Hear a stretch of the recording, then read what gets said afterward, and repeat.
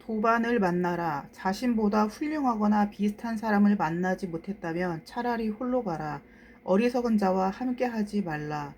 부처님 제세시 10대 제자 중에서도 특히 청빈하고 올곧았던 가섭존자는 수행을 매우 잘한 비구였다. 이 가섭존자가 왕사성 부근 어느 핏발리 동굴에서 2명의 제자와 함께 수행하고 있을 때이다.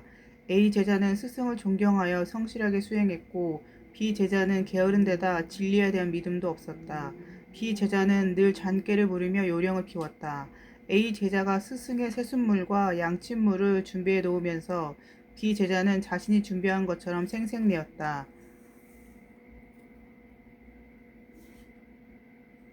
가섭존자는 제자의 마음 씀씀이를 알고 있어 그를 타일렀다.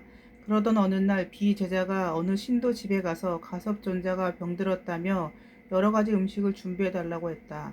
신도가 음식을 준비해 주자 B 제자는 동굴로 가서 길녘에 서서 음식을 모두 먹어버렸다. 스승이 이 사실을 알고 엄중하게 꾸짖었다. 며칠 뒤 가섭존자가 A 제자만을 데리고 탁발을 나갔다. 이 틈을 타서 B 제자는 동굴에 있던 몇 가지 도구와 집기들을 모두 불태우고 그곳을 떠나버렸다. 부처님께서 이 사실을 알고 가섭에게 이런 말씀을 하셨다. 가섭아, 제자를 두지 않고 혼자 수행했더라면 이런 고초는 겪지 않았을 터인데 그런 어리석은 자와 함께 있기 때문에 네가 힘든 일을 겪었구나. 이렇게 말씀하신 뒤 어리석은 자와 함께 하느니 차라리 홀로 수행하라 라는 말씀을 덧붙이셨다. 부처님 시대만이 아니라 현 시대에도 이런 비슷한 일이 종종 발생한다. 겉으로는 상대를 향해 호의를 보이면서 속으로는 미워하고 해를 가하려는 사람들이 수두룩하다. 또 근문자흑이라 했던가. 사람은 주변 색깔에 자연히 물기 마련이다. 아무리 올곧고 심지가 굳은 사람이라 할지라도 품행이 바르지 못한 사람들과 계속 어울리다 보면 옳지 못한 것을 옳은 것이라 여기게 된다. 그러니 언제나 좋은 벗을 곁에 두어야 한다. 인생을 함께할 도반이 있는가? 중봉, 명본, 선사는 참선하는 데 훌륭한 벗을 얻어야 금생의 공부를 마칠 수 있다라고 하였다.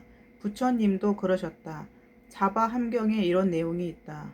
아난이 부처님께 여쭈었다. 세존이시여, 수행자에게 좋은 도반이 있으면 그 사람은 수행의 반을 완성한 것이 아닐까요? 아나나, 그렇지 않다. 좋은 벗이 있다는 것, 좋은 도반이 있다는 것, 좋은 사람들에게 둘러싸여 있다는 것은 수행의 전부를 완성한 것과 다름이 없나니라. 불교에서는 친구라는 말보다 길벗이라는 뜻의 도반을 쓴다. 또한 승우라는 말이 있다. 서로 탁마하고 격려하는 친구를 말하는데 선후배를 떠나 둘이 함께 나란히 걷는다는 동행의 의미이다. 어느 선사의 어록에도 승려들이 모여 있는 것을 보고 좋은 벗들이 구름같이 모여 우정을 두터이 한다라고 했다. 수타니 파타에서도 좋은 도반을 만나지 못하면 무소의 뿔처럼 혼자서 가라라고 하였다. 이처럼 부처님께서는 좋은 벗의 중요성을 강조하였다. 일반 사람들의 삶도 마찬가지이다. 역사에서도 우정과 관련한 이야기가 많다. 가장 먼저 삼국지의 유비, 관우, 장비를 예로 들 수 있다. 세 사람은 태어날 때부터 달리 태어났지만 죽을 때는 함께 하자라며 복숭아밭에서 의형제를 맺었다. 이를 도원결이라고 한다. 피를 나눈 형제 이상의 우정과 의리를 보여주어 독자들의 가슴을 따뜻하게 하는 인물들이다. 그런데 벗이 꼭 비슷한 나이에 친구만 의미하는 것은 아니라고 본다. 당나라 문인으로 유명한 백낙천은 불교 신자이자 정치가였다. 그는 만년의 벼슬자리를 내놓고 하남성 낙양에 위치한 향산사에 머물렀다.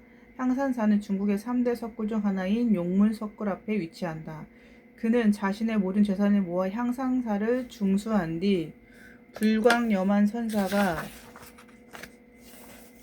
주지가 되게 했다. 이곳에서 불광선사를 포함한 9명이 도반이 되어 군호사를 결성했고 불교 공부를 하며 함께 연불 하였다.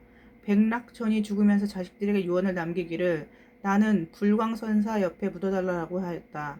현재 백낙천의 묘에는 백원이라는 편액에 걸려 있다.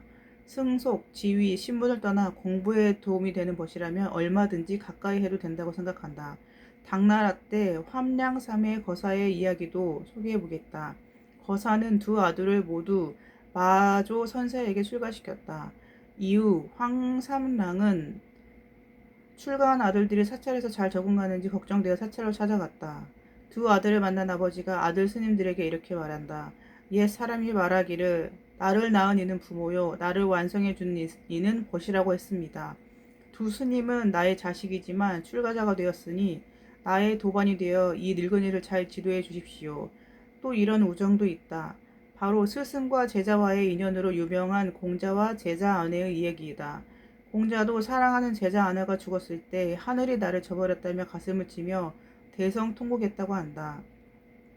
아내는 공자에게 제자가 아닌 지음이었던 것이다. 세상을 살면서 진정한 벗을 만나기는 쉽지 않다.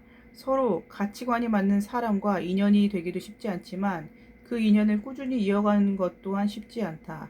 스마트폰에 수백에서 수천 명의 지인 이름이 저장되어 있을 것이다. 과연 그 중에서 그대의 이름을 알아주는 지음이 몇 명이나 되는가?